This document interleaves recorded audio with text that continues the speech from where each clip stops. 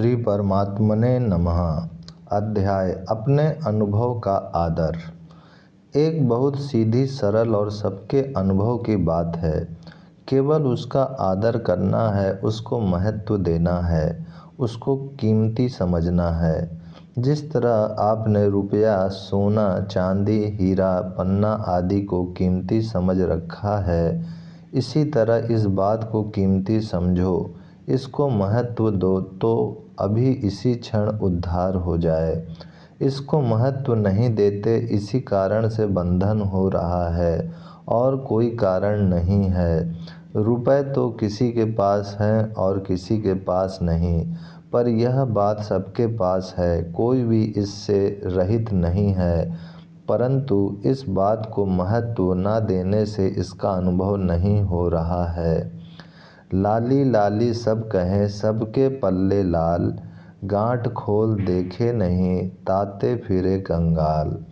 वह गांठ खुलने की बात बताता हूँ जो संत महात्माओं से सुनी है, पुस्तकों में पढ़ी है, वही बात कहता हूँ। एकदम सच्ची बात है। श्रुति, युक्ति और अनुभूति, ये तीन प्रमाण मुख्य माने गए हैं। अभी मैं जो बात कहने जा रहा हूँ वह श्रुति, शास्त्र सम्मत, युक्ति संगत और अनुभव सिद्ध है। आप अपने को मानते हैं कि मैं वही हूँ जो बचपन में था, अर्थात बालकपन में जो था वही आज हूँ और मरने तक मैं वही रहूँगा। शास्त्र, संत, अपनी संस्कृति के अनुसार आप ऐसा भी मानते हैं कि पहले जन्मों में भी मैं था और इसके बाद भी अगर मेरे जन्म होंगे तो मैं रहूँगा। बालकपन भी अभी नहीं है और मृत्यु का समय भी अभी नहीं है। पहले के जन्म भी अभी नहीं है और आगे के जन्म भी नहीं है, परंतु मैं अभी हूँ। तात्पर्य यह हुआ कि मैं नित्य निरंतर हूँ और शरीर बदलते हैं। शरीरों के बदलने पर भी मैं किंचित मात्र भी नहीं बदलता। शरीर तो प्रति क्षण बदलते रहते हैं, एक क्षण भी ऐसा नहीं जिसमें ये ना बदलते हों, परंतु इनमें रहने वाला मैं स्वरूप अनंत युग, अनंत ब्रह्मा बीतने पर भी कभी बदलता नहीं। अतः बदलने वाले शरीर और ना बदलने वाले अपने आप को मिलाए नहीं, प्रत्यतु अलग अलग कर लें, बस इतना ही काम है।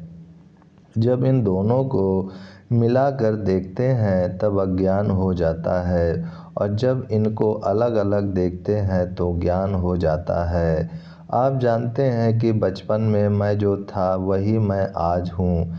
इस ज्ञान को शास्त्रीय भाषा में प्रत्यभिज्ञा कहते हैं। इसी ज्ञान को तत्त्वमसि, वही परमात्मा तू है कहते हैं। ऊंचा से ऊंचा महावाक्य भी यही है और साधारण से साधारण का अनुभव भी यही है। केवल इस पर दृढ़ रहना है कि जो बदलता है वह मेरा स्वरूप नहीं है। वृत्तियाँ बदलती हैं, अवस्थाएं बदलती हैं, घटनाएं बदलती हैं, परिस्थितियाँ बदलती हैं, व्यक्ति बदलते हैं, वस्तुएं बदलती हैं, पर मैं बदलने वाला नहीं हूँ। मैं बदलने वाले को देखने वाला हूँ। बदलने वाले को वही देखता है जो स्वयं न बदलने वाला होता है।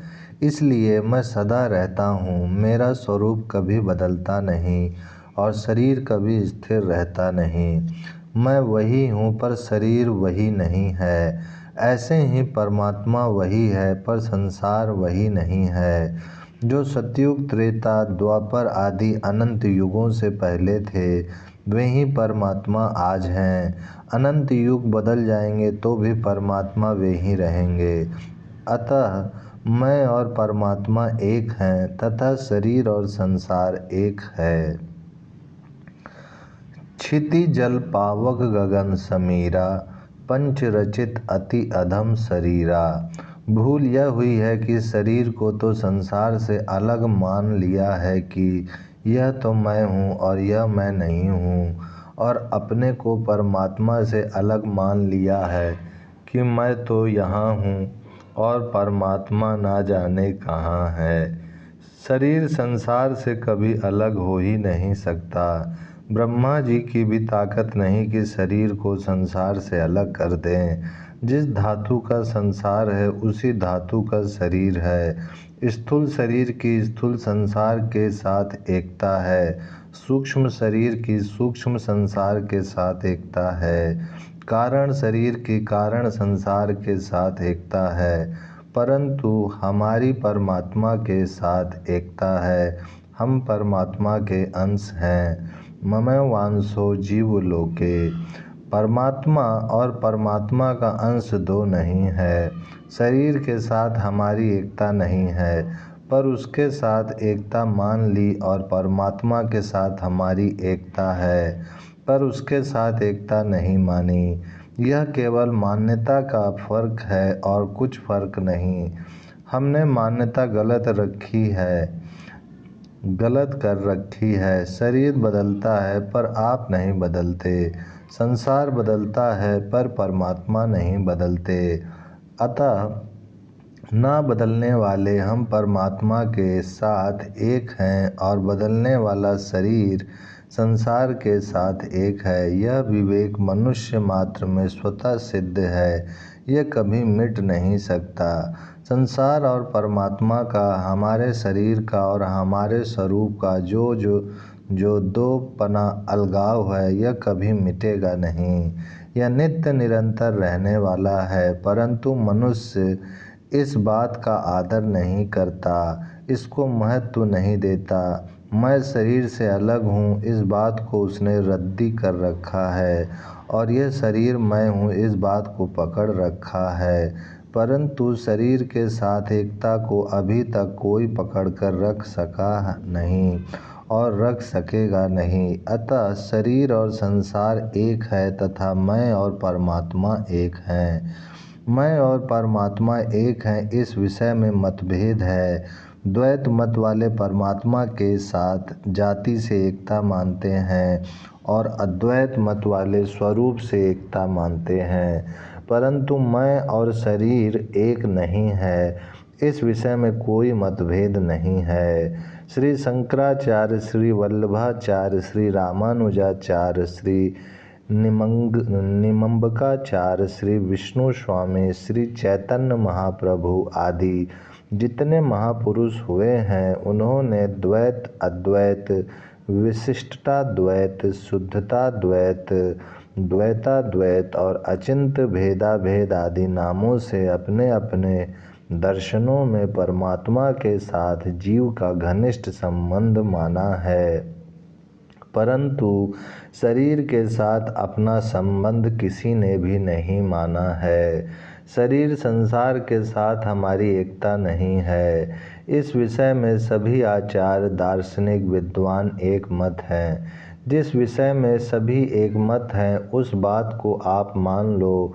हम शरीर संसार के साथ एक नहीं हैं, हम तो परमात्मा के साथ एक हैं। यही ज्ञान है। इस ज्ञान को दृढ़ता से पकड़ लें, इसमें बाधा क्या है। शरीर के साथ अपना संबंध मानने के कारण हम शरीर के सुख से अपने को सुखी मानते हैं।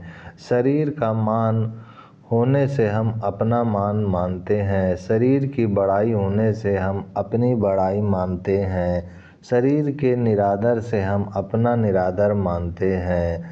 शरीर के अपमान से हम अपना अपमान मानते हैं। वास्तव में शरीर को कोई पीस डाले तो भी हमारा कुछ नहीं बिगड़ता। एक दिन इस शरीर को लोग जला ही देंगे, पर हमारा बाल भी बाका नहीं होगा। हमारे स्वरूप का किंचित मात्र भी हिस्सा नहीं जलेगा, नष्ट नहीं होगा। अतः संसार हमारा निरादर कर दे, अपमान कर दे, निंदा कर दे, दुख दे दे, शरीर का टुकड़ा टुकड़ा कर दे, तो क्या हो जाएगा। गीता ने कहा है, परमात्म स्वरूप आत्यांतिक सुख में स्थित मनुष्य बड़े भारी दुख से भी विचलित नहीं किया जा सकता। किसी कारण से शरीर के टुकड़े टुकड़े कर दिए जाएं तो भी वह अपने स्वरूप से विचलित नहीं होता, महान आनंद से इधर उधर नहीं होता। हाँ, शरीर को पीड़ा हो सकती है, मूर्छा आ सकती है, पर दुख नहीं हो सकता। इतना आनंद सांसारिक वस्तुओं से कभी नहीं हो सकता।